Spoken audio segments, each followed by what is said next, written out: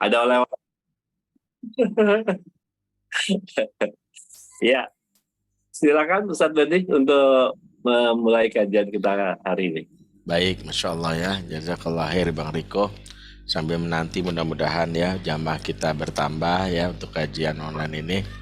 Ya karena baru 17 partisipan, kita berharap bisa lebih banyak lagi. Dan linknya boleh di-share ya buat siapapun untuk bisa ikut kajian ini. Bismillahirrahmanirrahim. Assalamualaikum warahmatullahi wabarakatuh. Waalaikumsalam warahmatullahi wabarakatuh. Innal hamdalillah nahmaduhu wa nasta'inuhu wa nastaghfiruh wa na'udzubillahi min syururi anfusina wa sayyiati a'malina. Man yahdihillahu fala mudhillalah wa man yudlil fala hadiyalah. Asyhadu an la ilaha illallah wahdahu la syarikalah wa asyhadu anna Muhammadan abduhu wa rasuluhu alladzi la nabiyya ba'dah wa la haula wa la quwata illa billah wa ba'd.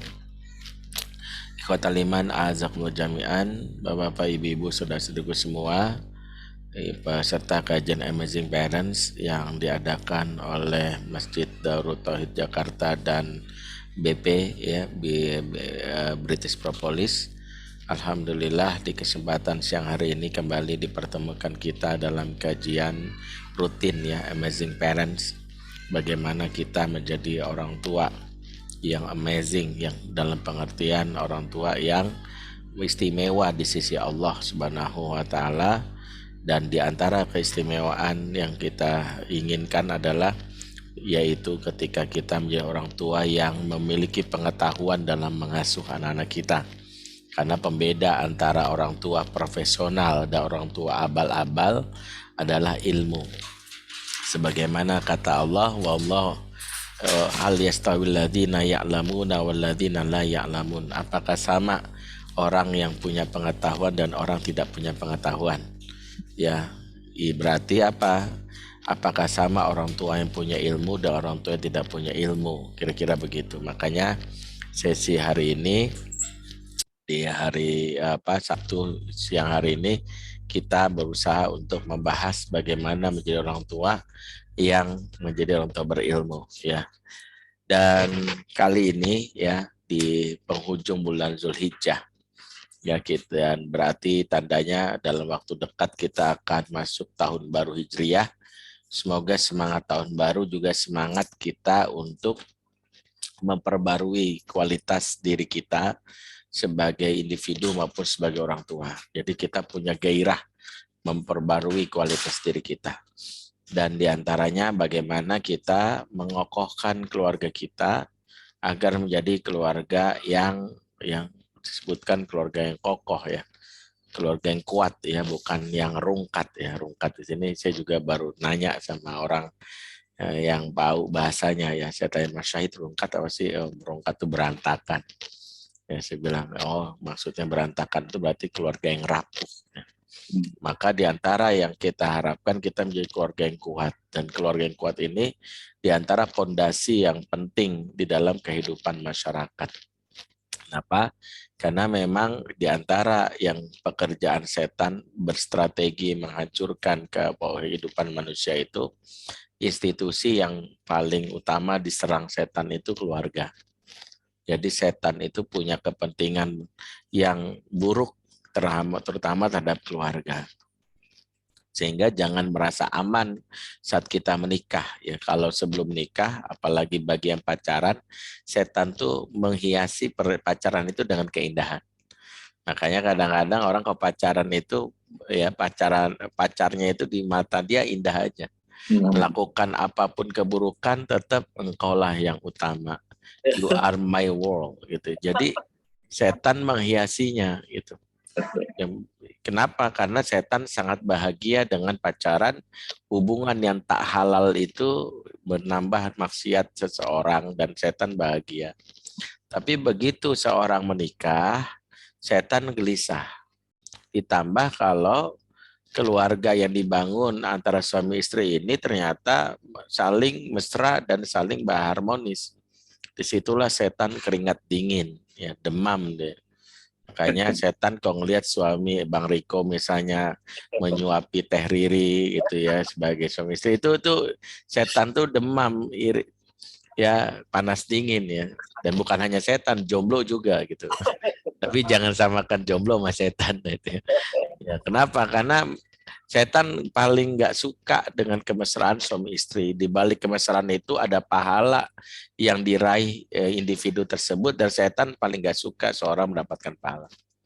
Makanya setan ingin menghancurkan ya dalam hal ini fondasi dalam berkeluarga. Sehingga kalau kita simpulkan kepentingan yang paling utama dari setan itu adalah merusak keluarga, dan ini dikuatkan lagi oleh hadis Nabi Shallallahu Alaihi Wasallam. Jadi Nabi memberi kabar tentang alam gaib, dan itu pasti benar karena apa yang disampaikan Nabi tentu berdasarkan petunjuk dari Allah. Jadi kabar tentang alam gaib, tentang dunia jin itu yang benar adalah berdasarkan dalil, bukan prasangka. Bahkan jangan percayai kabar tentang dunia jin hasil wawancara dengan jin itu sendiri gitu ya. Jadi ada orang nulis wawancara gitu dengan setan, dijadikan sebuah buku dan dianggap kebenaran. Padahal belum tentu. Kenapa belum tentu? Karena bisa jadi itu manipulasi dari setan itu sendiri. Jadi setan memanipulasi dengan kedustaan. Jadi dia bikin wawancara seolah-olah benar. Jadi waspada kalau membuat kabar tentang alam gaib dari sumbernya dari setan atau dari jin. Nah, Nabi menyampaikan dunia alam gaib, dunia setan, iblis itu dalam sabdanya, dan ini menjadi peringatan buat kita. Dalam hadis riwayat Muslim menceritakan, kata Rasulullah, innal iblisa yad'u arsyahu alal ma. Sesungguhnya iblis punya singgasana di atas air. Iblis punya istana di atas air. Ya, istananya iblis itu di atas air ya. Airnya di mana kita nggak tahu ya. Apakah istananya ada di apa Ratu, di Pelabuhan Ratu Pantai Selatan, kita nggak tahu ya. Ya. Apakah istananya di segitiga Bermuda, kita nggak tahu. Summa yab'atsu saroyahu. Kemudian dari istananya dia mengutus anak buahnya untuk mengerjai manusia. Summa yaji'u ahaduhum fayaqul. Tak lama datang anak buahnya, para setan, melapor.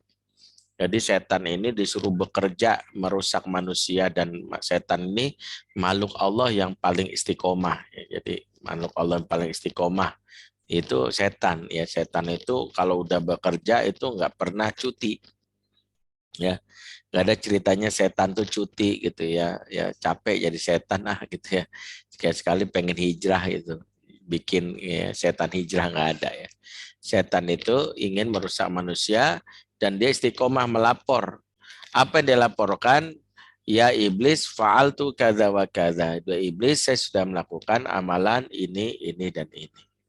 Saya sudah melakukan amalan ini, dan ini. Apa maksudnya? Dia bercerita, saya sudah membuat manusia berzina, saya sudah membuat manusia berjudi, minuman keras, gitu ya. Apa kata iblis kepada anak buahnya? Ma sana'ta syai'an, yang kamu lakukan tuh kecil. Yang kamu lakukan tuh biasa, yang kamu lakukan tuh nggak ada artinya di sisi kami, kira-kira gitu. Jadi dianggap yang dilakukan oleh manusia, dilakukan oleh setan itu dianggap remeh. Kemudian datang setan yang lain, summa yaji'u ahaduhum fayaqul. Tak lama datang setan yang lain, melapor. Ya iblis, ma taraktuhu hatta faraqtu bainahu wa baina imraati. Dua iblis, saya pepet terus seseorang. Saya tidak tinggalkan dia walau sejenak sampai dia bercerai dan rumah tangganya berantakan. Sampai rumah tangganya rungkat, sampai keluarganya berantakan. Mendengar laporan ini, iblis tersenyum bahagia, dipanggil setan tadi, disuruh duduk di sampingnya. Berkata iblis kepada setan tadi sebuah kalimat yang disampaikan Nabi di ujung dari hadis ini. Apa kata iblis yang dikutip oleh Nabi? Ni'ama anta, sungguh kamu pasukanku yang paling hebat. Sungguh kamu pasukanku yang paling dahsyat. Jadi inilah diantara bukti dan dalil betapa iblis memberitahu bahwa prestasi terbesar setan adalah menghancurkan keluarga. Jadi inilah mengapa setan itu sangat ingin keluarga itu hancur, setan itu sangat ingin keluarga itu rusak. Sehingga kalau kita baru menikah, maka kita harus kenali musuh kita. ya, bahwa ada pihak yang tidak bahagia dengan pernikahan kita. Ya, setannya ya ada banyak, ada jenis jin dan jenis manusia. Kalau jenis manusia namanya falak, ya nama lengkapnya falakor. Nah itu sering tahu ibu-ibu lah. Setan yang merusak rumah tangga falakor, nah falakor. Nah yang kedua setan jenis jin dan itu yang paling bekerja keras untuk merusak manusia, yaitu pasti dia akan bekerja untuk menghancurkan. Ya Imam Al Ghazali menyebut setan ini namanya dasim. Mohon maaf kalau ada yang namanya sama atau apapun, bukan berarti ini penghinaan, tapi ini mengutip perkataan dari ulama yang memberitahu nama setan perusak keluarga namanya dasim. Jadi dasim itu nama setan yang ditugaskan menghancurkan keluarga. Ya, walaupun saya cari-cari literatur tentang setan nama dasim ini, saya tidak temukan dari dalil yang kuat. Ini hanya penamaan dari seorang ulama Imam Al-Ghazali ya, tapi kita coba ambil ya, dia sekedar sebagai pengetahuan buat kita. Nah, setan yang merusak keluarga ini memang dia setan yang profesional. Dia memang berbagai macam cara dia lakukan, mulai dari was-was. Makanya pintu masuk setan itu dari mana? Was-was. Alladzi yuwaswisu fi sudurin nas. Ya, makanya was-was itu juga diantara kerjaan setan merusak keluarga. Ya was-was seorang istri terhadap suaminya karena berita perselingkuhan lagi viral gitu ya, sehingga kadang-kadang pulang suami ya yang ada aura negatif ya, baru nyampe rumah, kamu tahu nggak berita sih ini kan selingkuh. Iya, kamu kan temenan sama dia kan, jangan-jangan kamu juga. Langsung langsung aja baru pasti itu udah prasangkanya. Jadi pulang itu suami udah capek lelah dicurigain aja ya. Ketika suami bilang aku besok ada reunian dengan angkatan, bohong, bilang aja ketemu mantan, kan mantan kamu kan satu SMA sama kamu. Jadi was-was itu jangan dianggap remeh ya. Was-was itu adalah diantara penyakit yang ditimbulkan oleh setan. Makanya orang yang sering was-was itu harus sering diruqyah gitu. Ya, harus diruqyah. Was-was saya was-was Ustaz gitu. Ya, kalau sesekali mungkin itu bagian dari ya namanya firasat ya boleh saja. Tapi kalau sering banget itu datang dari setan gitu. Makanya setan pintu masuknya lewat was-was ya, atau lewat prasangka gitu. Ya prasangka sama sih dengan was-was, prasangka itu juga mencurigai ya. Ya, serba salah suami tiba-tiba habis kajian parenting belajar untuk jadi suami yang baik, akhirnya berubah jadi suami yang tahu mesra, kemudian pulang mengatakan wahai istriku sayang, langsung ada udang di balik batu ya. Jangan-jangan ini modus membujuk aku supaya mau menerima pihak yang lain kan gitu. Jadi selain prasangka, was-was ya was-was prasangka juga itu. Jadi ketika orang baik dicurigain gitu ya, ada maunya ini mah gitu. Jadi apa yang yang diinginkan oleh setan itu tadi terjadi. Jadi setan itu bekerja untuk menghancurkan sampai bisa jadi medianya lewat mimpi gitu. Datangnya mimpi yang membuat seorang gelisah pula, begitu bangun tiba-tiba muncul amarah pada pasangan, dari mana itu? Dari setan. Ketika bangun tidur tiba-tiba suami megang, kenapa megang? Apaan megang-megang? Semalam kamu selingkuh sama dia. Lah, aku kan tidur sama kamu, tapi di dalam mimpi aku kamu tuh tidur sama dia gitu. Itu kan mimpi, walaupun bagaimana kau tuh udah pengkhianatan. Jadi setan mampu membuat yang namanya suasana hati itu berubah lewat apa? Mimpi. Makanya sempat viral tuh ketika ada seorang bapak-bapak atau suami yang buat permintaan maaf di sosmed, saya atas nama suami dari istri saya minta maaf karena dalam mimpinya dia saya berduaan dengan si perempuan lain gitu. Jadi ya walaupun itu hanya konten lucu-lucuan, tapi itu adalah sebuah peringatan bagaimana setan sangat tidak bahagia melihat suami istri tak menikah. Jadi ingat, waspadilah setelah kita menikah, kita jangan merasa hidupnya aman dan damai karena selalu ada yang tidak suka dan pihak yang paling tidak suka nama setan. Pertanyaan kita, mengapa setan sangat ingin suami istri itu bercerai, sangat ingin suami istri itu ribut.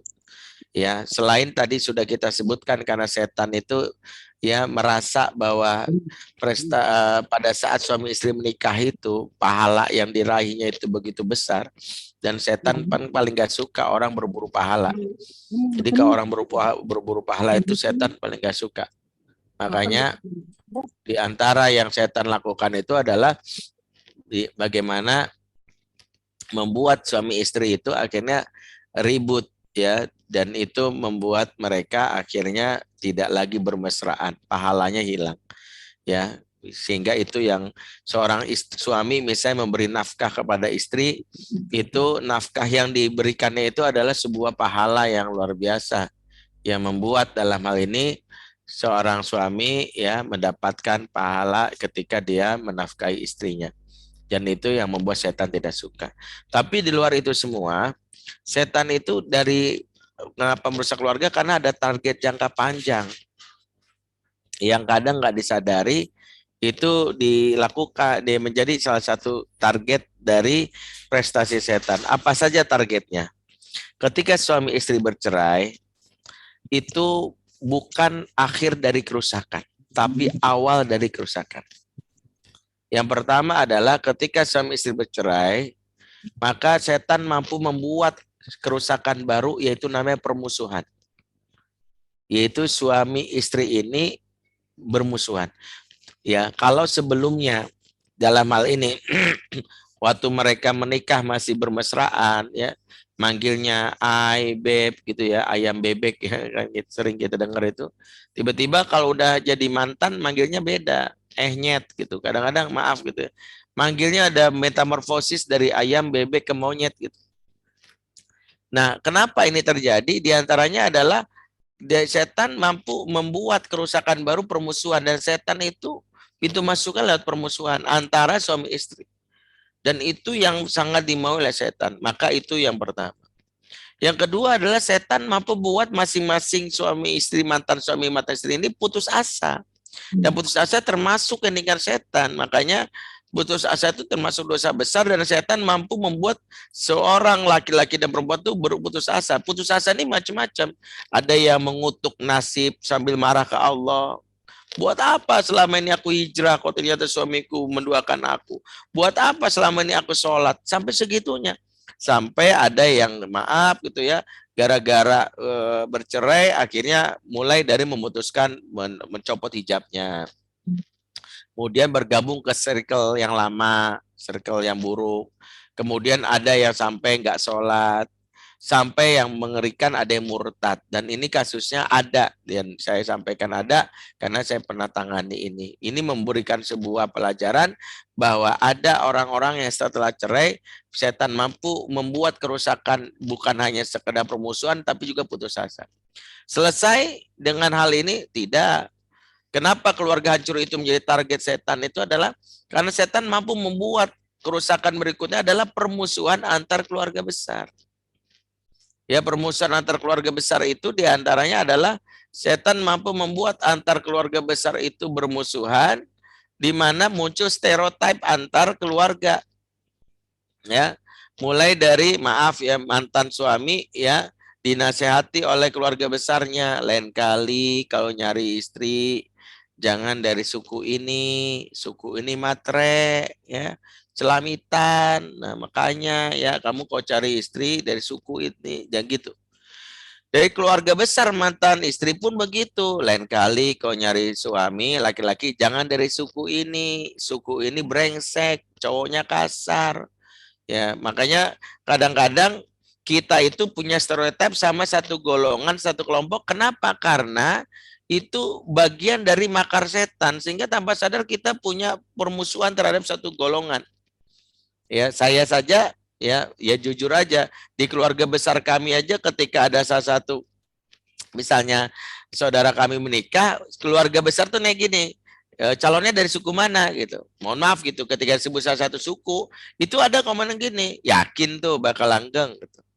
Yakin tuh kamu nggak bakal disakiti, yakin tuh. Jadi Karena disebut sebuah suku dan itu memang diantara yang saya inginkan. Kalau tadi permusuhan individu, yang paling itu ada permusuhan yang paling besar stereotip. Jadi cerai atau keluarga hancur itu bukan perkara yang remeh karena setan mampu membuat kerusakan-kerusakan baru. Apakah selesai dengan hal ini? Belum. Yang paling tinggi dari keinginan setan dari hancur keluarga adalah buah hati akibat pernikahan alias anak-anak.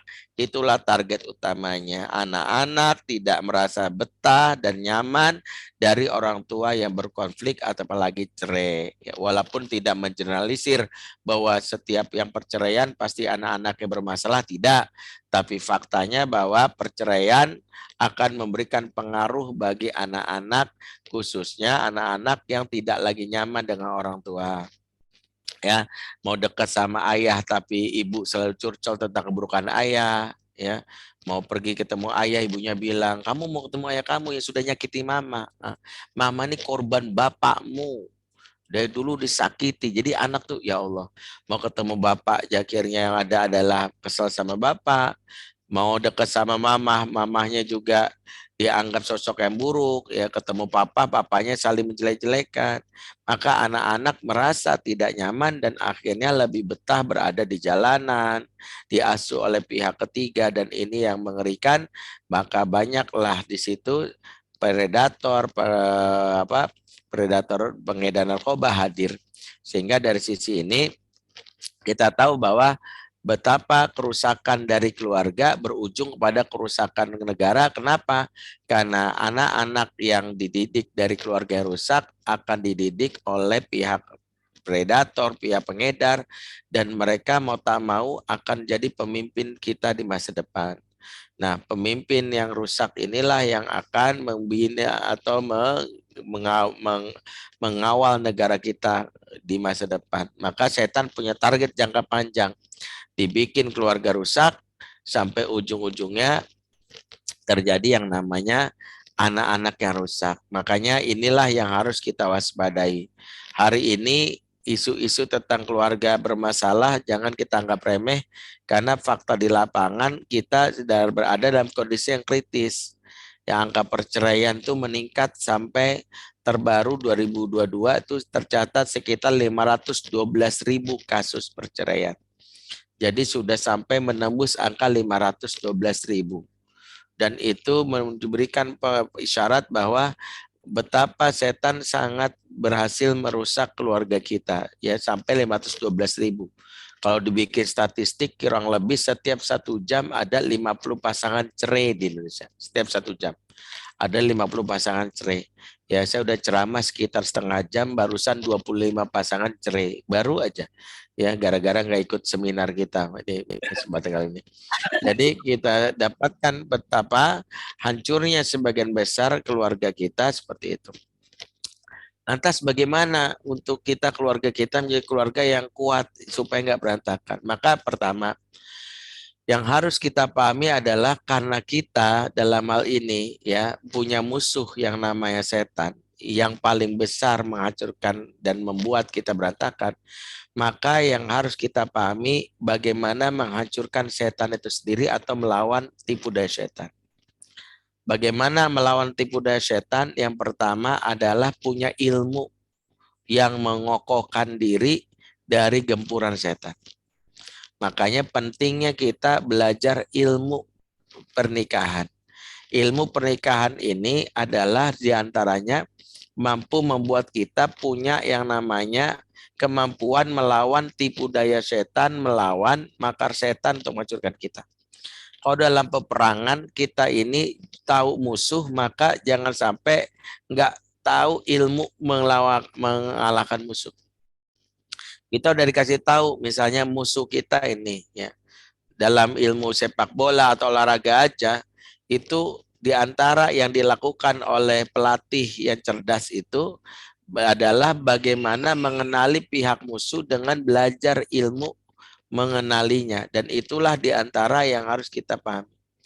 Ilmu adalah salah satu perisai yang menjaga keluarga kita dengan hancuran.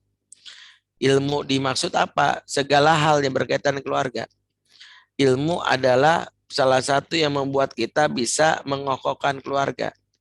Misalnya apa? Satu, ilmu bisa mendeteksi kapan keluarga kita dalam kondisi darurat yang membuat sinyal-sinyal itu kita tangkap dengan cepat sehingga kita lekas melakukan perbaikan. Bagi orang tidak berilmu, kadang sinyal atau respon itu dianggap angin lalu, dianggap paling cuman mainan doang. Misalnya kalau kita lagi naik pesawat atau lagi naik kapal laut, maka bagi nakoda, bagi seorang anak buah kapal yang punya tahu ilmunya, ketika tiba-tiba arah angin di atas ada awan menggumpal, dia langsung tahu nih, wah ini akan terjadi. Maka dia langsung bisa mengantisipasi. Bagi orang yang maaf tidak punya ilmunya, dia malah ngeliat, ih awan cakep juga ya. Malah bilang cakep, padahal tuh awan itu membawa angin bencana gitu. Begitu juga misalnya seorang pilot ya, termasuk juga ilmu ini juga akhirnya tidak membuat risau ketika hal-hal yang mungkin kalau orang tidak berilmu dianggap bahaya gitu, tapi bagi orang punya ilmu dianggap itu normal gitu. Jadi ilmu itu bisa membedakan mana yang bahaya mana tidak. Contoh misalnya seorang yang baru naik pesawat kemudian turbulensi gitu. Dalam ilmu penerbangan ada situasi di mana kadang-kadang turbulensi itu justru dibutuhkan. Ya dalam rangka apa? Dalam rangka menjaga yang namanya stabilitas ya, kekokohan pesawat supaya nggak retak. Saya nggak tahu, tapi ada ilmunya. Sehingga ketika turbulens itu hanya ngetes, oh berarti tidak ada yang namanya satu bagian tubuh yang retak dan sebagainya. Tapi bagi sebagian orang tidak punya ilmu langsung berpikir, waduh mau jatuh nih, aduh, Pak. Dan itu kenapa? Karena tidak ada ilmu. Nah, ketika kita dalam ini berilmu, maka ilmu itu diantaranya adalah mengenali ya minimal bagaimana ciri-ciri di antara kerusakan-kerusakan yang akan menghancurkan sampai terjadi perceraian. Dan itu yang membuat kita harus sadar bahwa setan mampu membuat bagaimana kerusakan-kerusakan itu muncul. Ya, misalnya kita mengenali ada 7 gejala rumah tangga ya yang berada dalam ancaman. Ya, satu, mudah-mudahan saya ingat ya. Satu misalnya adalah jarang bersama. Bukan karena LDRan, tapi karena hati yang sudah berjarak. Dan ini pernah kita bahas dalam kajian serumah tak sejiwa. Berkumpul tapi tak terkoneksi. Ya. Kebersamaan adalah indikator dari kelekatan hati. Makanya dalam hal ini ketika sudah mulai nafsi-nafsi sendiri-sendiri, maaf ya, istri berasa janda, suami berasa duda, maka itu salah satu yang memang indikator yang sinyal-sinyal harus kita tangkap. Kenapa ya istri aku tuh nggak pernah mau ngajak aku kalau belanja? Kenapa ya dia kondangan kok lebih senang ngajak temennya ya? Maka di antara yang harus kita waspadai kebersamaan itu adalah isyarat dari ya, isyarat dari apa? Isyarat dari awal dari sinyal-sinyal retaknya hubungan rumah tangga. Sebab di antara yang setan inginkan adalah hancurnya rumah tangga itu adalah ketika suami istri itu tidak lagi bersama secara fisik. Di antaranya itu yang diinginkan. Jadi dicabut al-mawaddahnya. Itu yang pertama ya. Pembahasannya saya ringkas saja dan waktu kita bahas lebih detail. Yang kedua adalah ya di antara yang membuat itu adalah mudah tersinggung. Ya gampang marah. Kadang-kadang ketika kita lihat pasang itu kenapa mudah marah menunjukkan bahwa cinta itu sudah tidak lagi tersemayam dalam tubuh. Kenapa? Jiwa yang sudah tak ada lagi cinta, yang ada adalah bara api amarah. Yang gampang tersinggung, padahal dalam hal ini pembahasannya mungkin hal-hal yang sederhana tapi bisa menjadi besar gitu. Misalnya suami ngomong, Dek setelah aku timbang-timbang, langsung istri saya sih, kenapa ngomong timbangan? Nyindir aku, mentang-mentang anak udah 5, beratku nambah dan kamu mau cari yang lain. Maksudnya apa? Kan aku mau ngomong setelah aku timbang-timbang, aku mau beli mobil buat kamu, mereknya Sienta. Kenapa Sienta? Itu kan nama mantan kamu kan, nama mantan kamu Sinta kan, dan kamu pengen mengenalkannya di dalam itu. Dasar kamu tuh, aduh. Amarah itu di antara yang kita lihat kenapa sih gampang marah tersinggung, kita ngomong apa, dia bahas apa. Makanya biasanya kalau orang sudah marah itu malas ngomong gitu. Akhirnya ya kita sering melihat akhirnya gencatan senjata itu terjadi, akhirnya mereka menjadi kehidupan rumah tangga itu tanpa komunikasi, dan itu bukan berarti masalah nggak ada, justru masalah itu. Ya, di antara ciri rumah tangga bermasalah itu yang berikutnya adalah jarang ngobrol. Ya, jadi kalau udah mulai jarang ngobrol, kenapa? Karena jarang ngobrol itu menunjukkan tidak ada lagi keterikatan hubungan. Karena di antara kegiatan pernikahan itu adalah ngobrol. 70% kegiatan pernikahan itu ngobrol. Kalau udah ngobrol udah nggak nyaman, maka itu jadi bahaya. Kenapa? Makanya di antara yang harus dievaluasi hubungan rumah tangga kita tuh ngobrol. Bagi misalnya yang mau cari jodoh, ya saya sering sampaikan kepada para jombloan jomblowati itu. Sejak awal tuh kalau nyari pernikahan, bagaimana Ustadz bahwa dia menjadi jodoh yang nyaman, baik buat kita. Ya, dia orangnya baik, ibadahnya, ya, Allah yang baik. Saya bilang itu bisa menjadi hal yang menguatkan, tapi tambah satu lagi, dia orangnya enak, nggak diajak ngobrol. Ini mas saat ta'aruf itu cara komunikasi dia membuat kita nyaman bicara. Sebab ada orang yang cara komunikasinya itu udah bikin kita akhirnya menutup diri. Ya, baru ngobrol langsung bilang, jangan usah banyak ngobrol ya. Gitu ya. Banyak ngomong kamu, ya banyak ngomong gitu. Ya, orang banyak ngomong gak banyak kemungkinan salah bicara, dan banyak salah bicara kemungkinan dosa. Kalau dosa masuk neraka, maka jangan banyak ngomong biar gak masuk neraka. Udah diem, dan dieman tuh. Maka itu diantara yang kita lihat kalau rumah tangga sudah mengalami kondisi di mana masing-masing itu sudah menutup diri, ya jarang ngobrol tuh bahaya. Apalagi cirinya, ya banyak ya cirinya. Jadi sinyal-sinyal itu harusnya kita tangkap dari mana? Dari ilmu. Makanya tidak cukup rumah tangga itu dikuatkan dengan cinta ya. Ya kan kadang-kadang keluarga itu dengan cinta. Cinta itu bisa dirusak kalau kita nggak memaintain ilmu, menjaga, merawat cinta juga ada. Makanya yang menjaga ilmu, yang menjaga cinta, agar cinta itu terjaga, itu adalah ilmu. Ya, kenapa? Karena kita jadi tahu apa-apa yang membuat ya setan itu semakin frustasi. Ya, diantaranya kita melakukan sesuatu yang sejatinya diajarkan, yaitu dengan ilmu. Jadi ilmu adalah pondasi yang membuat itu. Termasuk ilmu mengenali ya. Dalam hal ini seperti yang tadi kita sampaikan, ilmu mengenali pintu masuknya setan. Jadi kita tahu di mana setan masuk itu dari mana gitu. Mulai dari makanan kita. Makanya nanti dalam rumah tangga kita harus tahu jangan membiarkan setan berkembang biak di keluarga kita. Dari mana setan berkembang biak? Satu, dari harta yang haram. Makanya kalau harta haram itu sudah masuk, itu tanpa sadar kepala keluarga yang membawa harta haram kepada anggota keluarganya, dia sedang berternak setan dalam tubuh jiwa dari istri anaknya itu. Orang mah ternak kambing, ini ternak setan gitu. Kenapa ternak setan? Karena umpannya difasilitasi. Ya, apa yang memfasilitasi setan bisa berternak dalam jiwa anak dan istri kita? Harta haram. Makanya jangan menganggap remeh menjaga kebersihan harta dengan kita ya tidak mengambil hak orang lain. Ya, ada pengaruhnya, ada gitu. Makanya kalau ada suami istri yang keluarganya berantakan, bukan omongan teknis dulu yang kami tanyakan, kita periksa dari sisi hartanya, sumber penghasilannya, ibadahnya, seperti itu. Jadi kalau kita simpulkan, juga jangan membuat setan itu berkembang jiwa, berkembang biak dalam jiwa anak dan istri. Di antaranya adalah jangan memfasilitasi setan itu hidup. Di mana setan itu hidup? Hidupnya lewat makanan atau sumber harta yang haram. Jadi sumber hartanya jangan sampai haram, dan makanan juga jangan sampai makanan yang haram.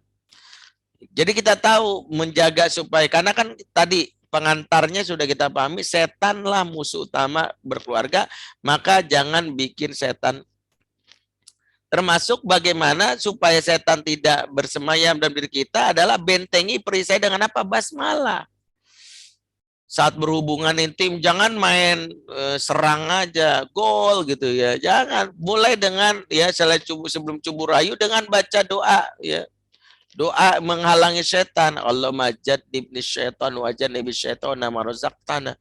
Ya, jadi hubungan suami istri saja kalau dilakukan dengan tanpa basmalah, apa yang terjadi? Anak yang dalam hal ini ya hasil dari persetubuhan itu bisa jadi bagian dari ya didikannya setan. Ini juga makanya pelajari ilmu mengokohkan dan ilmu menghancurkan ya dalam ini makar setan. Jadi mulai dari sumber makanan, mulai dari kita tahu pintu masuk ke setan itu tadi lewat apa, termasuk apa yang membuat setan itu berada dalam rumah kita, yang membuat rumah tangga rusak apa, ketika rumah nggak dibacakan Al-Quran, bahkan lebih sering musik. Maaf ya, misalnya hadis Nabi yang sering kali kita nggak sadari itu mengatakan la taj'alu buyutakum maqabir. Jangan kau jadikan rumah-rumahmu seperti kuburan. Ya, jangan sampai jadikan rumahmu kayak kuburan. Ya, maksudnya apa? Rumah kuburan itu bukan sekedar sepi, tapi setan-setan bergentayangan itu hadir di rumah tersebut. Di antaranya adalah ketika rumah yang tidak dibacakan Al-Quran. Maka kita tahu betapa dalam hal ini setan sebagai musuh utama manusia itu kita harus ketahui tumbuh kembangnya itu dari mana? Dari rumah yang tak dibacakan Quran, makanan dalam hal ini atau sumber harta yang tak dihalal, atau yang ketiga bisa jadi adalah ya termasuk bagaimana dari kebiasaan buruk kita yang tidak makan dengan atau melakukan aktivitas dengan basmalah. Makan tanpa basmalah setan ikut makan. Makanya kalau kita lupa nih lagi makan, oh iya lupa basmalah, baca doanya bismillahi awalahu wa akhirahu. Jadi kita biasain tuh setiap suatu bersetubuh. Ada yang nanya sama saya, Ustadz saya baru ingat belum baca doa udah lagi asik sama istri nih. Lagi asik ya, baru ingat belum baca doa tadi mau berhubungan intim gimana ya.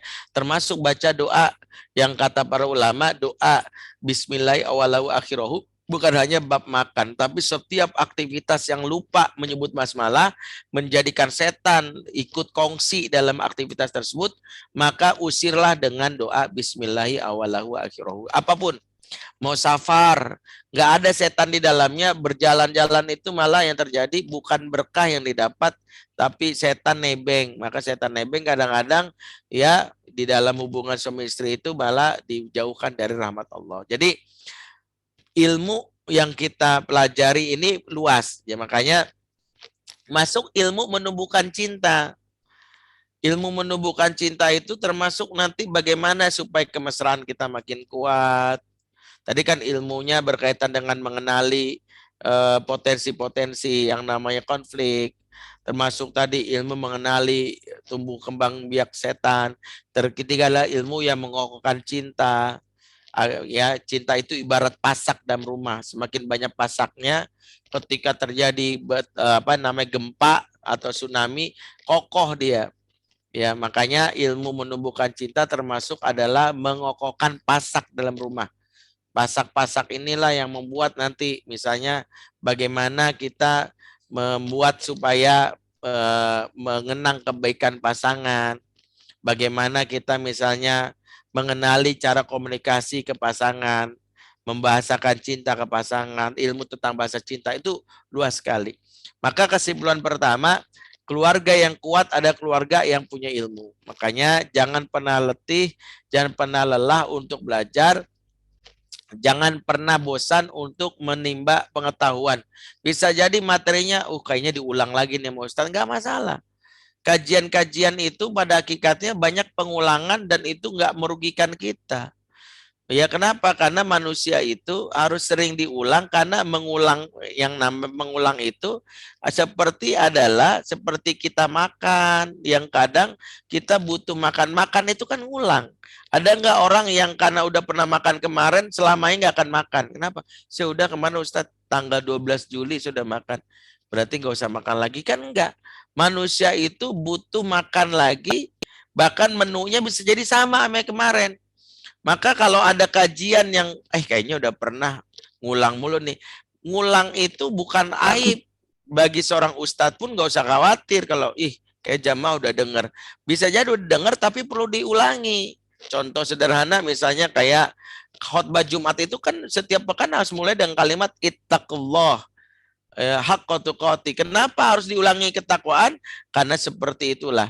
Seperti kita makan supaya kuat harus diulang ya. Karena makan hari ini buat energi untuk berapa hari tapi butuh makan. Seperti juga mengulang-ulang materi itu, mendapatkan materi itu seperti menyiram tanaman.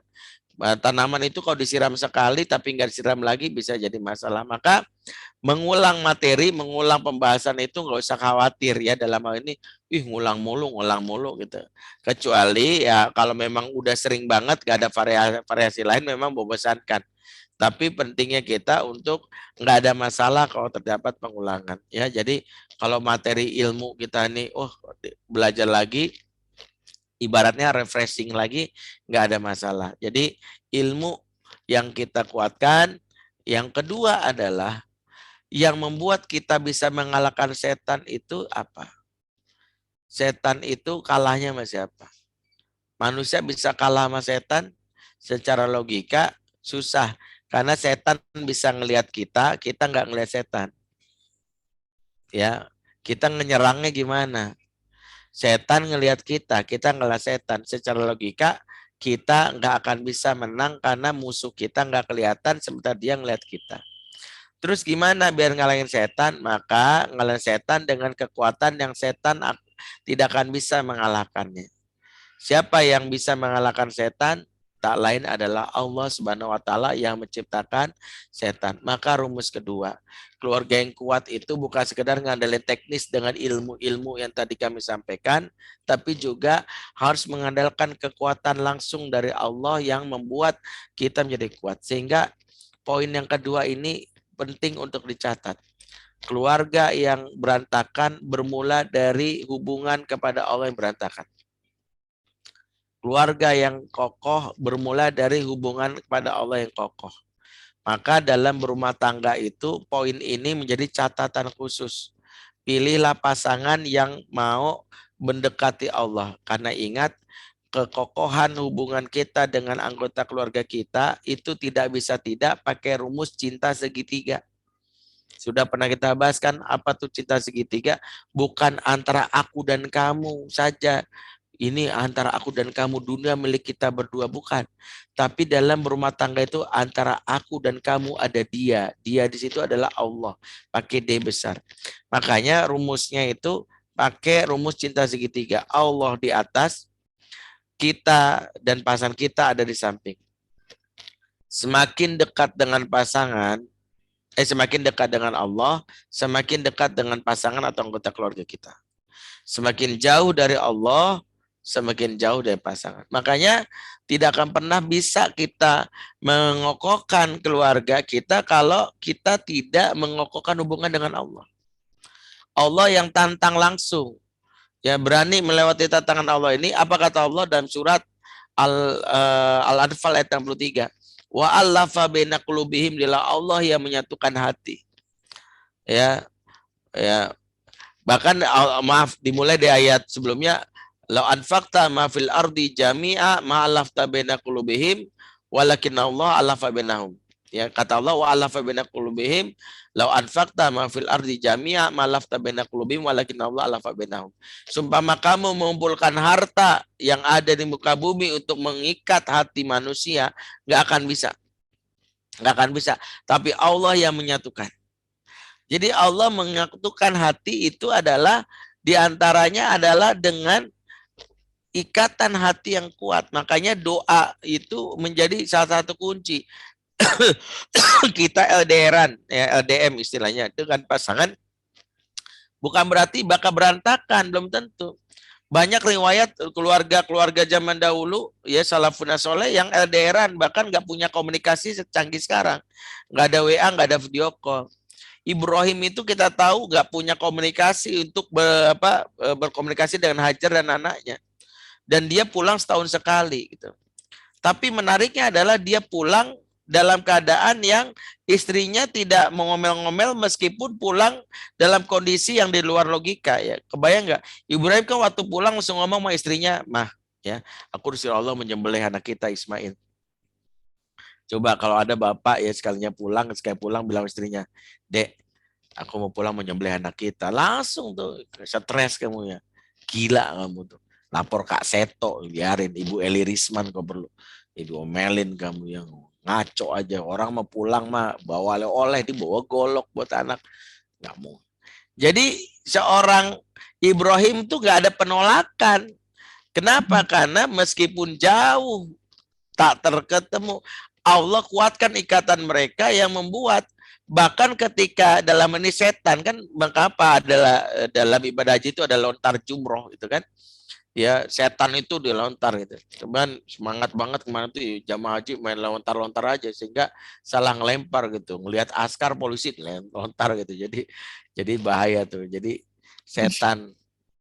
Jadi kenapa lontar jumroh itu adalah ketika setan kan membisiki kepada Hajar dengan perasaannya, wahai ibu, kamu masa iya kamu biarkan suami kamu menyembelih anak kesayanganmu? Bagaimana mungkin anak satu-satu yang kamu miliki disembelih oleh suamimu gitu.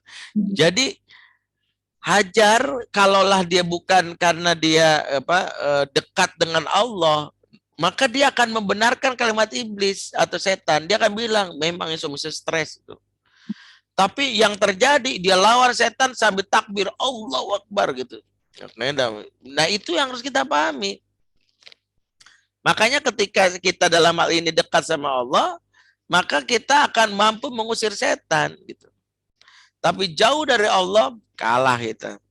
Makanya di antara kesalahan mendasar dalam keluarga adalah selalu ngomongin urusan teknis tapi jarang berkaitan dengan urusan spiritual.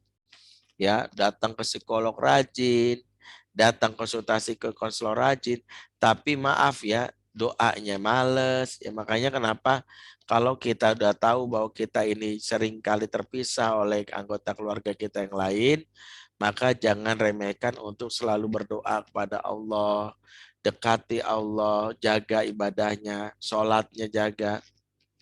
Ya, pernah saya ceritakan kan, dia berapa kali tuh ada orang jamaah datang ke saya. Ya dia itu merasa sudah datang ke psikolog berkali-kali, tapi kok rumah tangganya berantakan. Saya sampai bertanya yang sederhana, yang akhirnya dia tersadarkan. Pertanyaan saya sederhana, sholat subuhnya jam berapa? Jadi saya bertanya soal subuh, dia baru ngeh kalau ternyata selama ini sholat subuhnya ya berantakan. Dia kadang sholat, kadang enggak, kadang sholatnya di akhir waktu. Dari situlah akhirnya saya bilang, di situ masalahnya.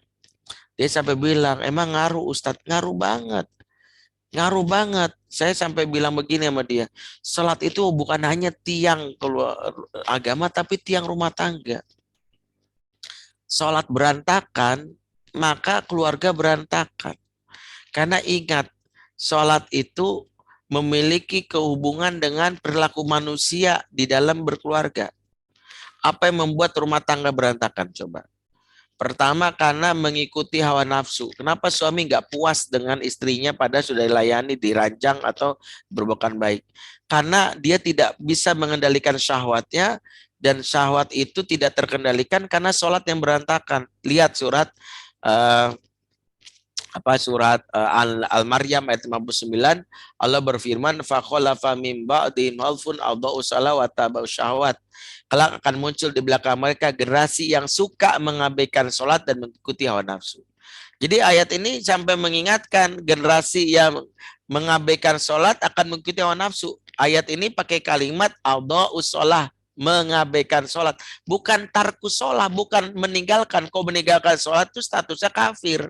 Tapi ini adalah adha'u shalah, mengabaikan sholat. Apa maksudnya? Kalau sudah mengabaikan sholat, pasti dia ngikuti hawa nafsu. Siapa dimaksud orang mengabaikan sholat? Mohon maaf, itu yang sholat tapi nggak khusyuk. Sholat buru-buru, ya. Sholat pas injury time, ya. Sholat zuhur menjelang asar. Sholat subuh menjelang duha, ya. Sholat suha namanya. Dan itu yang kayak gini banyak. Maka kalau udah berantakan itu pasti berkaitan dengan syahwat yang tak terkendali.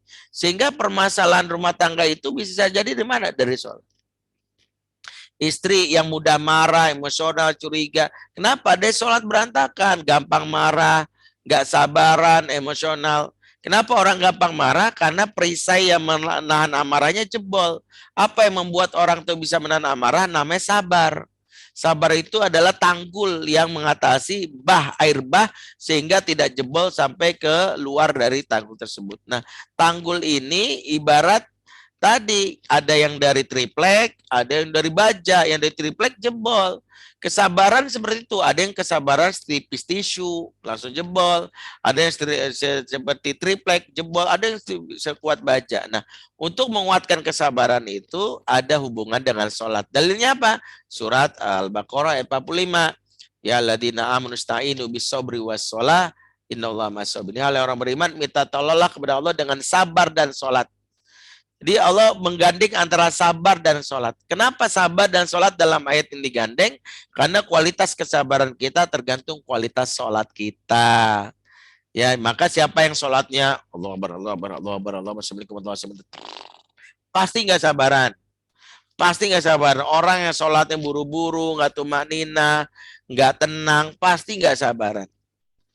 Makanya orang yang sabaran, insya Allah dia kelihatan deh sholatnya. Sehingga kalau ada orang yang sholatnya nggak tumanina, pasti nggak sabar. Makanya indikator yang membuat kita bisa lihat bagaimana dia bisa menyelesaikan masalah dalam rumah tangga itu dari sholat. Sehingga kalau ada yang datang ke kami kasih tipsnya adalah apa? Perbaiki sholat dulu yuk. Mau nggak jalani terapi sholat 40 hari, 40 malam, terutama 40 hari itu di waktu subuh. Karena Allah kan berfirman, "Hafizu ala sholawati wa sholatil wusta." Jagalah sholat-sholat kalian dan jagalah sholat wusta. Jadi Allah secara khusus menyebut sholat wusta. Ya. Sholat wusta itu apa? Artinya sholat pertengahan. Dan apa yang dimaksud sholat wusta? Para ulama berbeda pendapat. Ada yang menganggap sholat wusta itu adalah sholat asar. Karena wusta artinya pertengahan, mereka menghitung hari itu dari subuh. Subuh, zuhur, asar, maghrib, isya, asar itu tengah. Ya, tapi ulama yang lain dan saya lebih sepakat kepada ulama yang ini adalah sholat wusta itu adalah sholat subuh, ya, karena dalam Islam hari itu dimulai dari pergantian malam, dimulai dari maghrib, isya, subuh, zuhur, asar, jadi subuh lah yang disebut sholat wusta.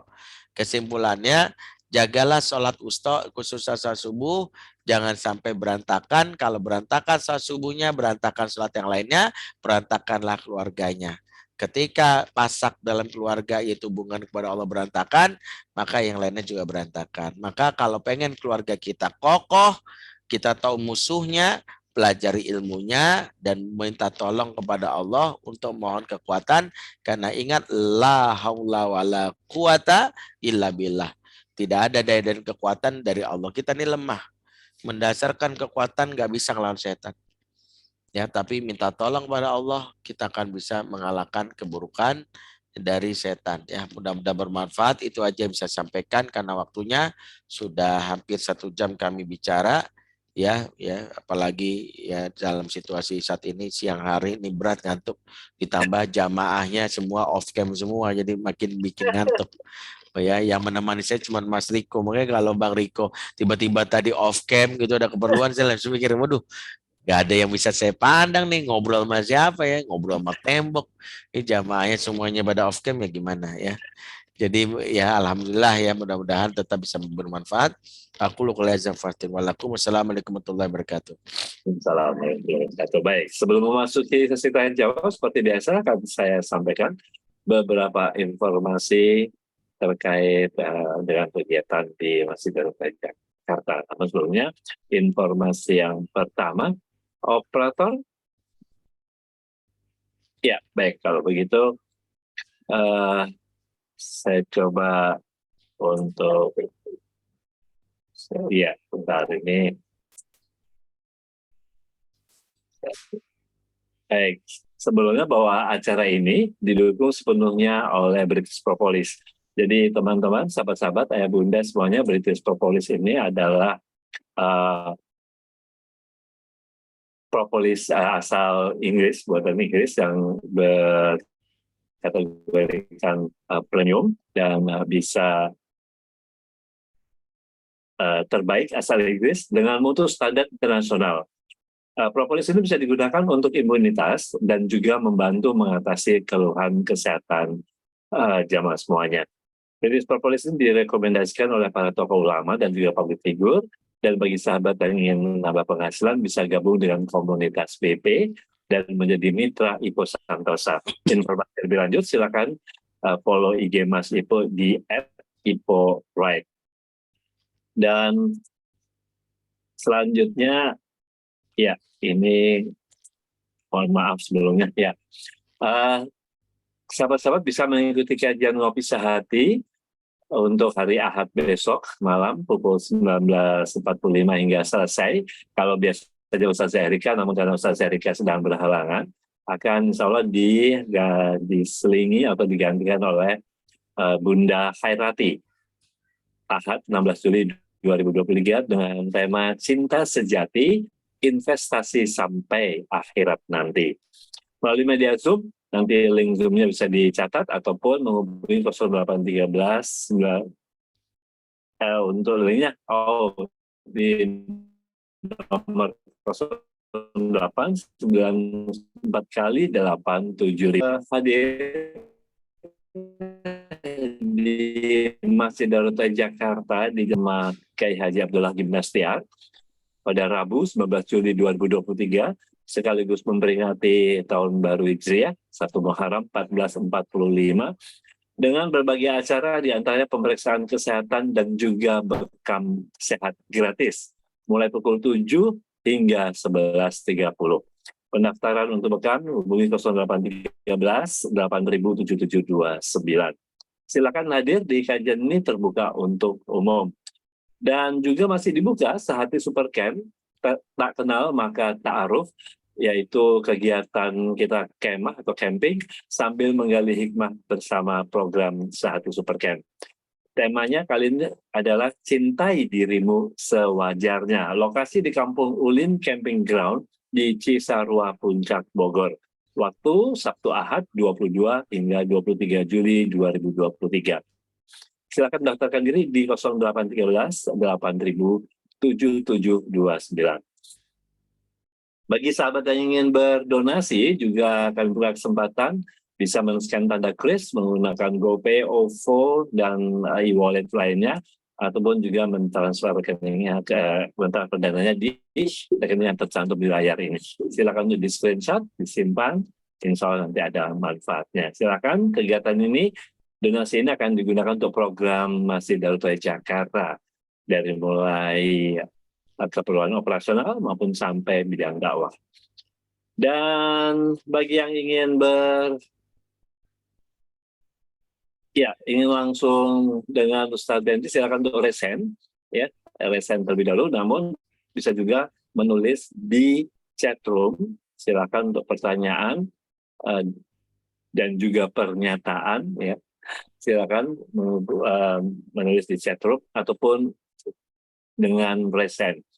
Baik, kami tunggu dan untuk menunggu pertanyaan yang masuk, saya coba pancing dulu ini kayaknya pertanyaan Ustadz Benti. Bagaimana caranya supaya anak itu kan sekarang makin besar, makin dewasa tentunya, bertambah usia makin dewasa, dan ujung-ujungnya selalu merasa bahwa mereka seperti punya privasi begitu, yang katanya tidak bisa diganggu-gugat. Nah, yang ingin saya tanyakan pribadi, sejauh mana orang tua itu boleh dalam tanda petik melanggar privasi anak, namun tentu bukan dengan tujuan buruk, ingin mengawasi sebenarnya supaya si anak itu tidak menyimpang jauh seandainya ada sesuatu yang salah. Namun kadang-kadang suka disalahartikan, Bapak mengganggu privasi gitu. Aku kapan punya privasinya? Nah, itu bagaimana menyikapinya, Ustaz? Pertama adalah anak yang punya privasi sejatinya sedang memberikan pesan aku mengalami distrust atau tidak percaya. Sehingga orang tua jangan menambah ketidakpercayaan dengan melakukan pemaksaan membuka privasi. Justru di situ sarana kita untuk mengevaluasi bahwa privasi anak ini tantangan bagi kita untuk anak mau terbuka. Sehingga apa yang membuat anak itu tertutup, membuat anak punya privasi karena anak yang tidak lagi merasa aman dan percaya kepada orang tuanya. Disitulah PR kita bagaimana kita melakukan upaya yang pertama, jangan-jangan ada luka pengasuhan yang dialami oleh anak yang nggak kita sadari. Entah karena kekasaran kita, AB-nya kita, cueknya kita, atau pernah mengalami trauma, bahkan merasa digurui, merasa diceramahi, ya akhirnya tidak nyaman. Nah, mengubah cara komunikasi, mengubah dalam hal ini perilaku kita, itu malah bisa membuat mereka menyerahkan privasi mereka secara sadar. Jadi bukan dipaksa. Jadi privasi itu memang nggak boleh dan itu harus dijadikan sebuah upaya untuk kita untuk membuat anak terbuka. Ya, diantaranya ya anak-anak yang secara sadar, secara inisiatif bercerita. Misalnya seperti yang diceritakan dalam Quran, kisahnya Nabi Yusuf, yang dia baru saja mimpi yang sejatinya itu privasi yang menggelisahkan. Maka dia langsung bertanya kepada ayahnya, ya abati ini raitu ahda asyara kaukaba wa syamsa wal qamar raituhum li sajidin. Wahai ayah, aku tuh melihat 11 bintang, matahari dan bulan, kulihat semuanya sujud di hadapan aku. Ini bagaimana ya gitu. Jadi dia cerita kepada ayahnya sesuatu yang menggelisahkan diri dia, menunjukkan ada rasa percaya. Maka kalau anak sudah percaya, maka kita nggak perlu kepo sambil bilang, misalnya pasang CCTV atau kita pelajari ilmu misalnya ngehack gitu ya, akhirnya kita menghack nomor passwordnya, kemudian kita tahu, nggak usah. Anak akan secara sadar bilang, ayah ada yang WA aku, tolong balasin ya gitu. Ya, aku males gitu. Ya, saya misalnya kemarin anak saya bilang, Bi, ada yang WA kayak gini, Bi. Aku bingung nih jawabnya. Ternyata dia dapat lelaki iseng karena anak saya itu saya pinjamkan handphone yang bisa berkomunikasi sama temennya gitu karena udah SMP. Dan ada yang komunikasi ternyata orang salah sambung dari petugas BPJS tapi menyangka bahwa anak saya ini adalah orang yang dituju. Jadi kekeh gitu. Akhirnya mau nggak mau ya kita telepon, kita hubungi. Jadi seperti itu. Jadi dia menyerahkan secara sadar menunjukkan ada rasa percaya. Wallahualam sama. Baik, baik, sudah masuk satu pertanyaan melalui chatroom dari seorang bunda. Ustadz izin bertanya, menurut Ustadz bagaimana cara menyikapi kondisi bagi anak yang sejak SMP sampai SMA di asrama atau pesantren? Lepas dari asrama, anak tersebut cenderung satu sisi polos terhadap dunia luar, satu sisi takut juga lepas kontrol, apalagi masuk dunia perkuliahan, pergaulan yang begitu bebas dan bahkan menyaksikan dia ada yang tanpa hijab dan sebagainya. Bagaimana menyikapinya, Ustaz? Ya, pertama adalah anak-anak di masa depan memang nggak kita prediksikan situasi di luar termasuk bagaimana tumbuh kembangnya dia gitu. Yang kita periksa adalah apakah kita sudah mempersiapkan bekal buat anak kita di masa depan. Bekal itu yang harusnya kita lihat misalnya apakah anak kita itu termasuk yang punya bonding yang kuat dengan kita. Sebagian besar anak-anak yang out of control khususnya dari nilai-nilai keluarga adalah anak-anak yang dia sudah seperti anak panah yang lepas dari busurnya yang tidak lagi terikat. Makanya kenapa mengasuh anak itu seperti bermain layang-layang gitu. Silakan kau terbang setinggi-tingginya, tapi jika ada angin yang akan menghempasmu, mama atau papa akan menarik agar layang-layang itu kembali di tangan atau di dalam genggaman mama atau papa. Kalau talinya kuat, layang-layang itu akan sampai ke tangan kita. Kalau talinya lemah, putus, bahkan dari benang jahit misalnya, maka dia akan nyangkut di sungai, diperebutkan oleh predator, nyangkut di pohon, diperebutkan oleh pengedar narkoba. Nah, tali yang saya maksud namanya ikatan hati. Jadi kalau anak diasramakan tapi tidak punya ikatan hati bahaya. Makanya orang tua harus belajar bagaimana membangun ikatan hati khususnya bagi anak-anak yang kita asramakan ya. Misalnya menjaga waktu-waktu kebersamaan, kemudian bagaimana berkomunikasi meskipun di asrama yang membuat anak merasa tetap diawasi dan sebagainya. Jadi itu salah satu yang harus kita pahami. Nah, yang kedua, ketika dia ada di luar, ya kita juga tidak bisa mengontrol bahwa di luar itu akan selalu ada kebaikan karena memang tidak ada jaminan bahwa kita di dunia ini dalam kebaikan ya. Kita nggak bisa mencegah setan-setan berkeliaran. Makanya pengaruh yang paling utama kalau anak sudah lepas dari asrama adalah apakah nilai-nilai pendidikan itu sudah terinstall dengan benar dan baik ya. Sehingga ketika kita mengasramakan kita juga harus tahu bahwa sekolah benar-benar ya memiliki kemampuan untuk menginstal nilai-nilainya sehingga bisa membuat anak menjadi pribadi yang kokoh di masa depan. Yang ketiga yang juga menjadi catatan adalah sehebat apapun orang tua, dia tidak bisa mengendalikan atau memastikan anaknya dapat hidayah. Nggak bisa ya. Ya makanya yang bisa kita minta adalah Allah yang menjaganya. Karena itulah saat berada di luar ya, alih-alih daripada kita lebih banyak prasangka, lebih banyak khawatiran, cemas, ya kita minta tolong sama Allah karena di luar kendali kita lagi. Kalau anak sudah remaja, apalagi sudah dewasa, dia sudah melalang buana, maka kita minta tolong sama Allah menjaga. Makanya orang tua penting memperbarui ya dalam hal ini hubungan dengan Allah dengan cara menambah kualitas ibadahnya. Jangan sampai justru lalai dalam hal ini ya. Wallahu a'lam bishawab.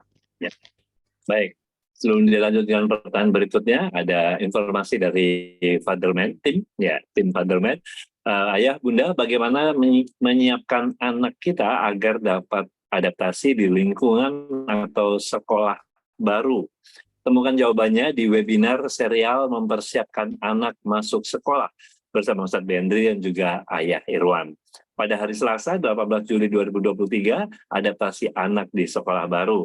Rabu 19 Juli 2023, sinergi ortu dan guru dalam mendidik anak. Kamis 20 Juli 2023, antisipasi bullying di sekolah. Silakan daftar sekarang juga dan klik link yang tercantum di chatroom. Silakan Ayah Bunda dibuka chatroomnya. Di situ ada link untuk mengikuti webinar serial mempersiapkan anak masuk sekolah bersama Ustadz Bendi dan Ayah Irwan. Baik, yang berikutnya dari Bunda Cika ya, Bunda Cika. Iya, tertarik dengan ceramah Ustadz baru-baru ini. Saya sebenarnya belum menikah dan belum memiliki anak, tapi memiliki masalah dengan ayah. Tujuan saya menimba ilmu di sini agar tidak mengulangi kesalahan beliau-beliau kelak saat saya berkeluarga. Sejak kuliah 10 tahun terakhir, sering cekcok karena perbedaan. Akhirnya sekarang cenderung memilih saling diam-diaman gitu. Dan saya pilih aktivitas di luar rumah. Karena setiap diajak berdiskusi berakhir satu arah dan bertengkar. Sebelumnya saya sudah mengunjungi psikolog karena kebingungan, tapi respon ayah saya sangat tidak enak. Beliau bilang seharusnya saya tidak ke psikolog, tapi ke ustadz, karena saya jadi tidak nurut orang tua menurut ya. Mohon pencerahannya Ustadz. Ya. Bagi Mbak yang bertanya, memang di antara dilema kita belajar parenting ada sebuah pemikiran yang kadang-kadang nggak sadar dia menjadi syubhat ya. Maksud saya gini, bahwa parenting itu harusnya kita posisikan kita belajar tentang menjadi orang tua dan posisi kita itu sebagai calon orang tua. Kesalahan mendasar kita belajar parenting itu yang menjadi pintu masuk setan itu adalah kita belajar parenting memposisikan diri sebagai anak. Sehingga yang terjadi adalah setiap belajar parenting langsung bilang, oh ini bapak gua nih ngaco. Nih mak gua ngaco nih gitu. Dan itu yang tanpa sadar membuat aura negatif itu muncul di kita sehingga kita berkomunikasi sama orang tua kita itu malah menimbulkan yang namanya masalah. Ya. Pertama, bahwa saya sampaikan ini di awal bukan berarti seolah-olah bahwa mengabaikan bahwa orang tua itu seolah-olah selalu benar, tidak. Orang tua tidak selamanya benar, tapi sikap kita kepada orang tidak benar itu diajarkan dalam Al-Qur'an. Bahwa pertama, hubungan kita bersikapi orang tua itu bukan balas jasa. Bukan pakai prinsip gini, bapak baik, aku baik. Bapak jahat, kenapa sih aku harus baik? Bukan. Prinsip dasar kita berbuat orang tua adalah gini, bapak baik, aku baik. Bapak jahat, aku akan tetap baik walaupun berat. Loh kok begitu? Karena ini perintah Allah. Wa qada rabbuka alla ta'budu illa iyyahu wa bil walidaini ihsana. Tuhanmu telah mewajibkan agar jangan menyembah kecuali dia semata, berbuat baik kepada kedua orang tua. Jadi dasar pertama adalah ini kewajiban. Ini kewajiban dulu.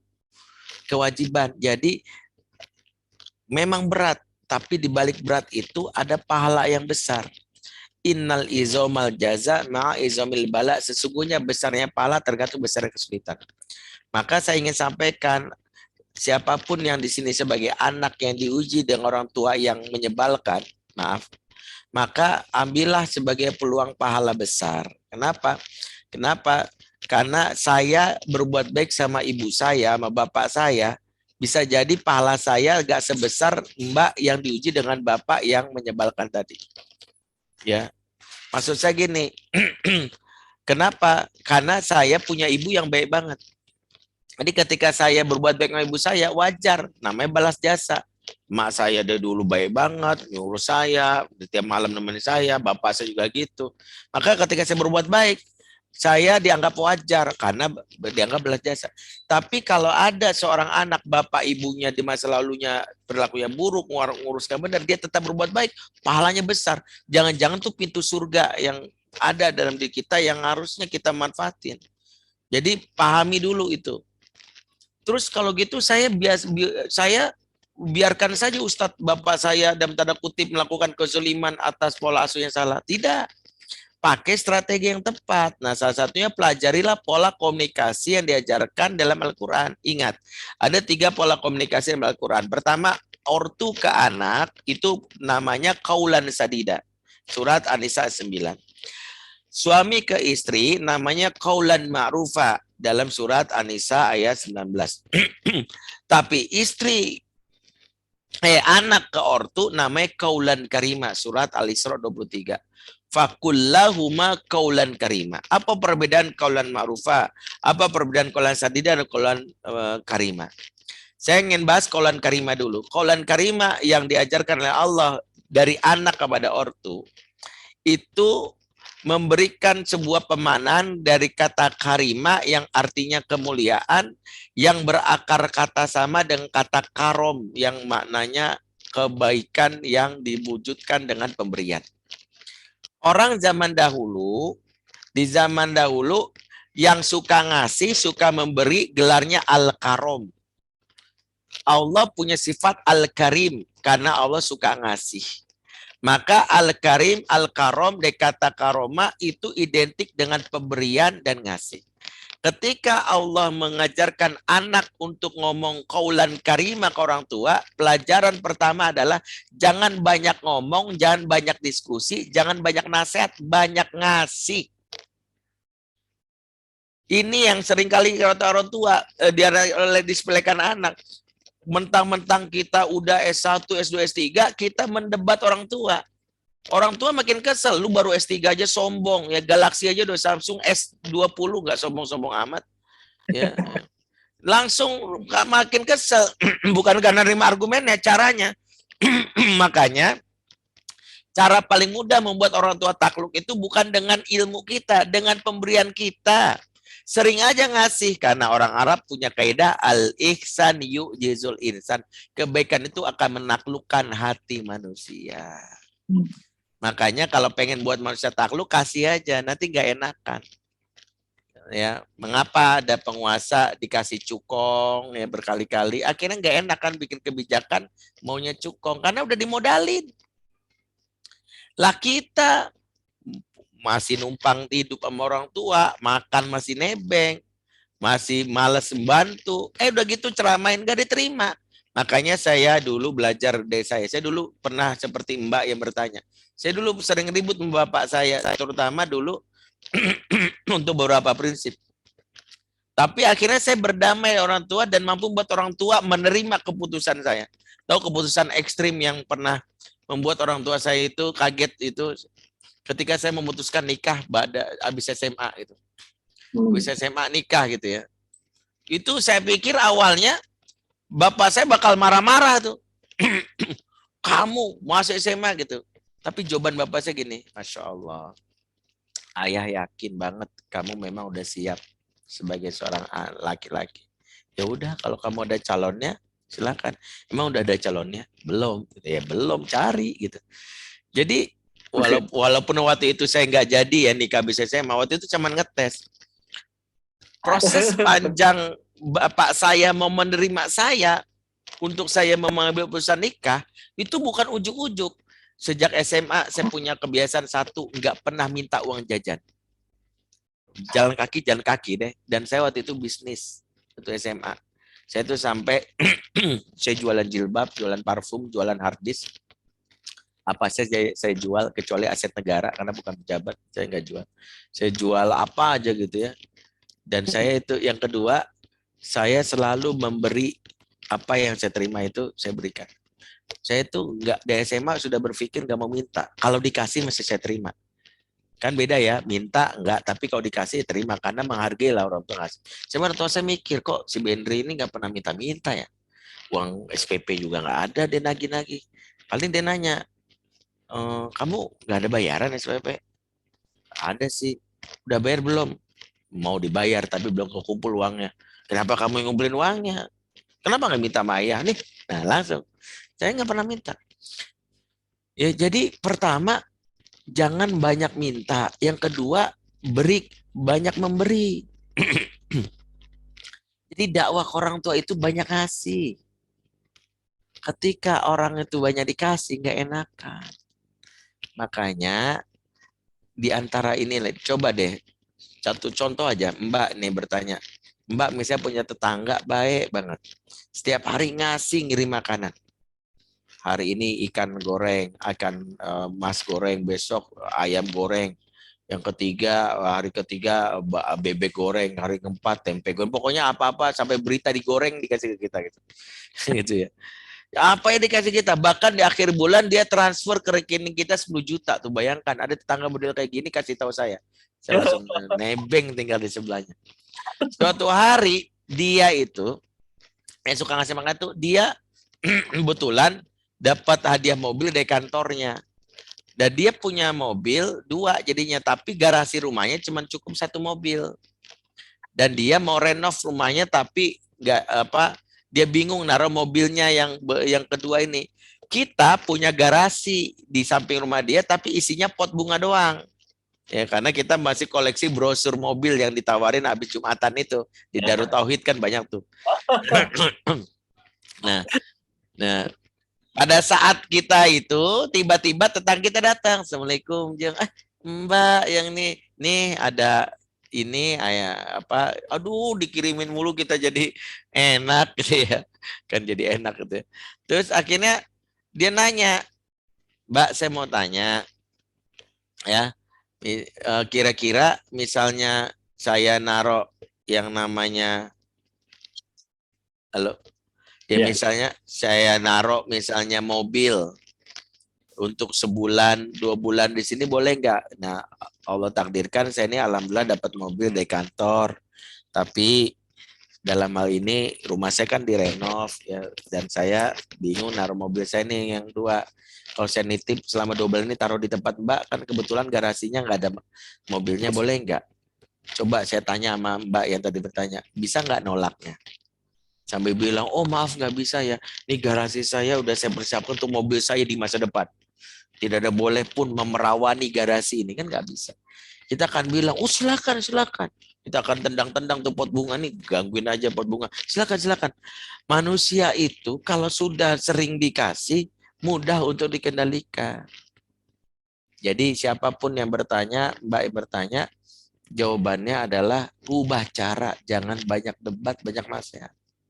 Tapi berusahalah untuk menaklukkan hatinya. Kalau hati sudah tertaklukkan, insya Allah mudah dikendalikan. Wallahu a'lam bishawab. Ada yang lihat dari Bunda Iis. Aisyah, silakan Bunda Iis. Langsung dibuka mic-nya. Iya, masih belum kebuka. Baik. Nggak bisa. Kayaknya di ini. Sebentar. Ya. Dah, silakan. Silakan. Terima kasih Mas Niko. Assalamualaikum warahmatullahi wabarakatuh Ustaz. Waalaikumsalam warahmatullahi wabarakatuh. Silakan Bu Is. Ini Ustaz, ada satu keluarga saudara dekat sih, tapi sering curhat ke saya gitu. Jadi keluarga itu sering sekali suami istri ini berselisih lah gitu loh. Itu sih masalahnya kalau saya dengar-dengar curhatan itu karena si suami ini kurang nafkah katanya gitu. Tapi setelah sini-sini kan makin berhasil lah ada gitu loh. Tapi Putus. oh maaf putus-putus. Ya udah nyambung Mas. Dah, tapi silakan. memang sih mungkin tidak sebesar si istrinya. Terus setelah pensiun kan makin kecil kan gitu loh, dan istrinya justru lagi menanjak. Nah, jadi sering yang jadi permasalahan tuh itu. Nah, masalahnya sering anak-anaknya tuh didoktrin kalau ayahnya itu tidak berguna gitu loh. Anaknya sudah dewasa sih, ada 2, laki-laki dan perempuan. Jadi sering didoktrin kalau ya ayahnya itu tidak berguna gitu loh, karena ya seperti itu. Nah, di depan anaknya juga sering berantem. Nah, bagaimana menyikapinya saya kalau dia misalnya si suami ini curhat ke saya nih tuh, apa yang harus saya berikan yang terbaik untuk dia gitu, karena saya sendiri belum berkeluarga gitu Ustaz. Iya. Pertama Ibu, kalau ada suami laki-laki orang cerita sama Ibu masa keluarganya putus hubungan. Pertama, wilayah keluarga itu wilayah sensitif sekali, apalagi curhat sama lawan jenis. Jadi kalau ibu bisa belum keluarga, ditambah juga ada yang jangan sampai akhirnya ada peluang situ. Karena dari curhat itu kadang-kadang jadi muncul perasaan yang merasa ada koneksi. Karena jangan sampai kita justru dianggap perusak rumah tangga karena curhatan yang tidak pantas. Saran saya, siapapun yang curhat sama ibu, kalau dia laki-laki langsung bilang, 1, maaf saya bukan ininya, mendingan sama Ustadz Benri, ada nomor saya silakan, atau sama Bang Riko, lebih enak. Saya kasih ini. Yang kedua, kalaupun perempuan, ibu bukan ahlinya juga jangan sembarang ngerti, dengerin aja. Kalau ditanya rekomendasi karena bukan ahlinya, saya bukan ahlinya. Mendingan curhat nih sama siapa. Seperti itu. Mekanisme curhat aja ada dalam aturan Islam.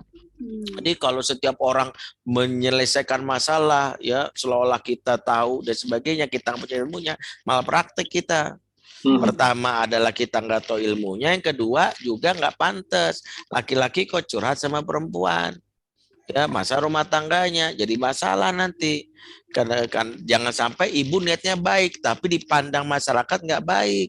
Apa yang terjadi ketika rumah tangga berantakan nih gara-gara ibu ini nih. Dia sering jadi tempat curhatan si laki-laki. Lebih baik just stop. Kalau ternyata memang itu apa yang misalnya ibu anggap itu kebaikan, niatnya karena Allah. Terlepas nanti terjadi maaf gitu ya, rumah tangganya karam, kemudian akhirnya si lelaki ini mungkin ada kedekatan khusus hubungan sama ibu. Kalau nggak ada lagi dia hubungan dengan lain, nggak ada masalah. Tapi kalau saat ini jangan, stop. Ibu tegas mengatakan, Mas, saya perempuan dan saya bukan ahlinya. Jadi kalau mau curhat, mendingan sesama laki-laki. Ya, lebih selamat buat saya. karena situ ada istri dan saya nggak mau kira macam-macam seperti itu. Ya, Allah alam. Maaf Ustaz, Ya. itu kakak saya. Oh, kalau kakak termasuk. Kalau kakak dengerin tapi karena ibu bukan ahlinya, lempar orang lain. Misalnya kakak ibu nih, misalnya ini kakak dia cerita sama ibu dan sebagainya, maka bilang, Mas, aku kan bukan ahlinya. Aku khawatir salah, mendingan Mas, kalau kakak nggak ada masalah karena dekat secara hubungan emosional, tapi arahkan kakak kita untuk datang ke ahlinya. Kalau bisa Ustadz yang untuk membantu di DT ada misalnya Bang Riko bisa membantu gitu. Jadi kita tahu solusinya. Yang paling penting yang kita kuatin satu, bahwa seorang laki-laki itu kalau ada masalah jangan yang solusi pertama jangan kasih solusi teknis. Yang paling penting, Mas, aku sebagai adekmu cuma ngingetin satu, periksa sholatmu.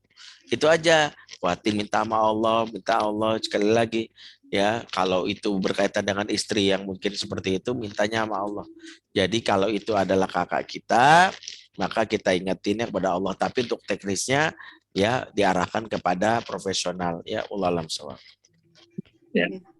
Terima Baik. kasih. Kadang kalau misalnya sharing-sharing ilmu itu mungkin boleh Ustaz. Ya nggak ada masalah, saya dengar dari Ustadz ini gitu.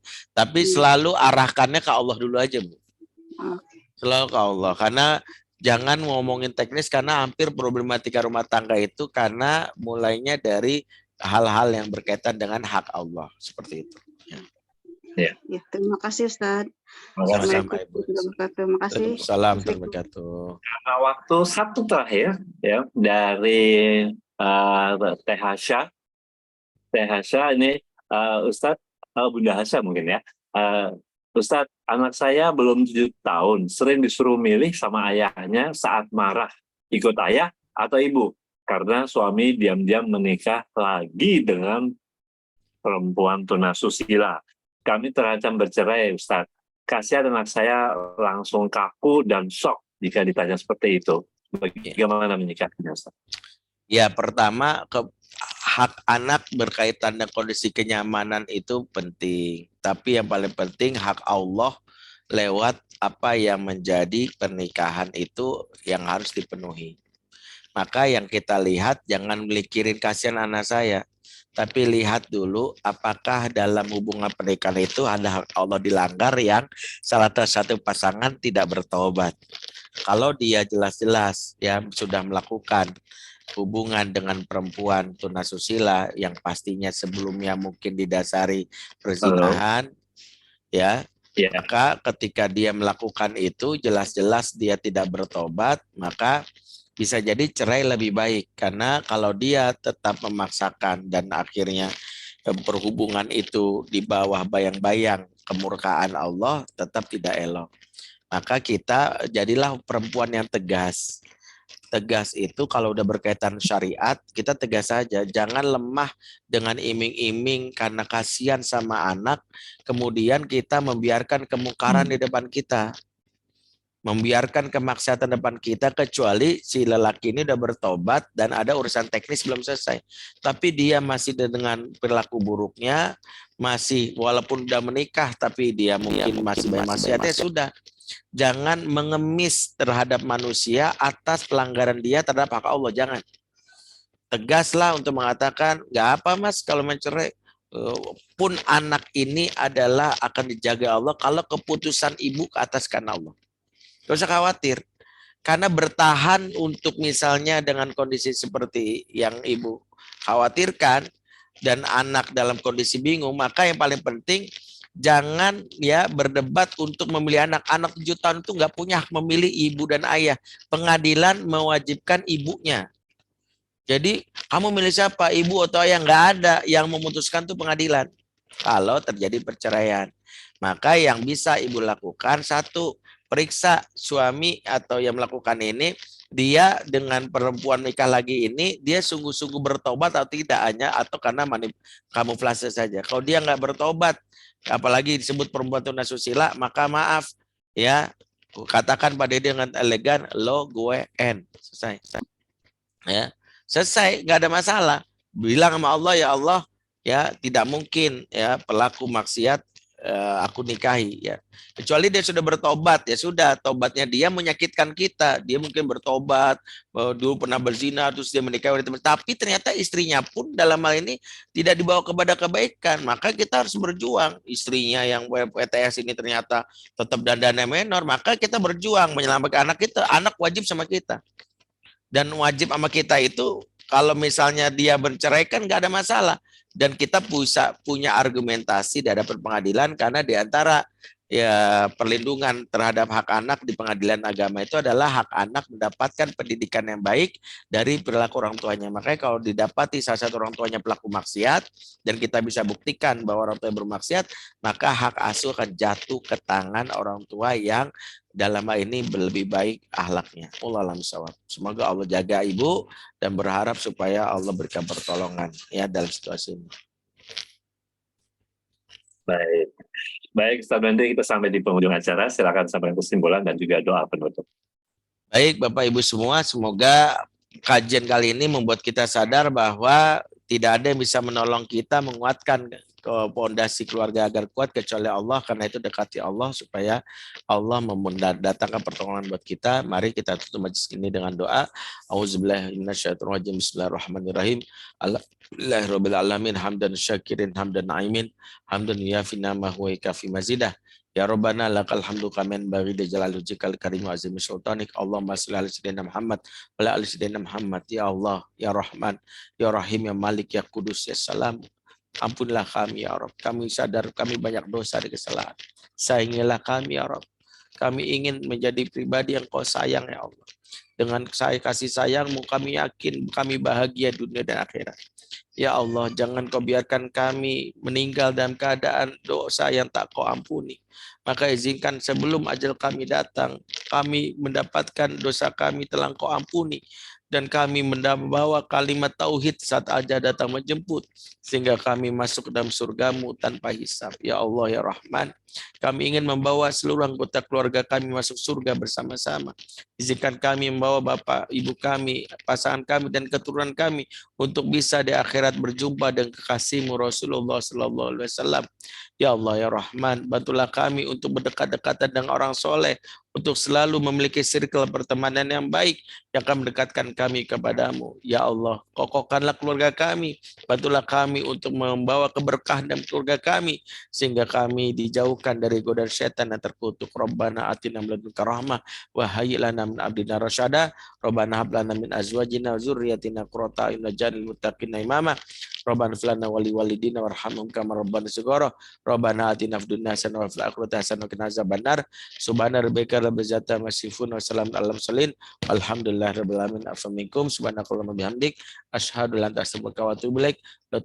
Assalamualaikum warahmatullahi wabarakatuh. Waalaikumsalam warahmatullahi wabarakatuh. Baik, jazakallah khairan katsiran Ustaz Bandri. Silakan untuk melanjutkan kembali aktivitasnya. Terima kasih. Insya Allah kita bertemu tanggal 19 Agustus untuk bulan Agustus. Terima kasih. Dan ya, perlu diagendakan bahwa insya Allah Amazing Parents untuk bulan Agustus jatuh pada tanggal 19 ya. Jangan lupa bahwa kajian ini Amazing Parents diselenggarakan oleh DKM Darutai Jakarta bekerjasama dengan British Propolis. Saya Riko Atmaka dan tim kerabat kerja Amazing Parents undur diri. Terima kasih. Subhanakallahumma wa bihamdika asyhadu an la ilaha illa anta astaghfiruka wa atubu ilaik. Assalamualaikum warahmatullahi wabarakatuh. Terima kasih semuanya. Terima kasih Bu Iis, Mbak Iis, juga Bu Hasya ya. Terima kasih semuanya. Semoga Allah memberkahi kita semua. Terima kasih. Mohon maaf, Zoom akan kami tutup dalam hitungan 5. 1, 2, 3, 4, 5,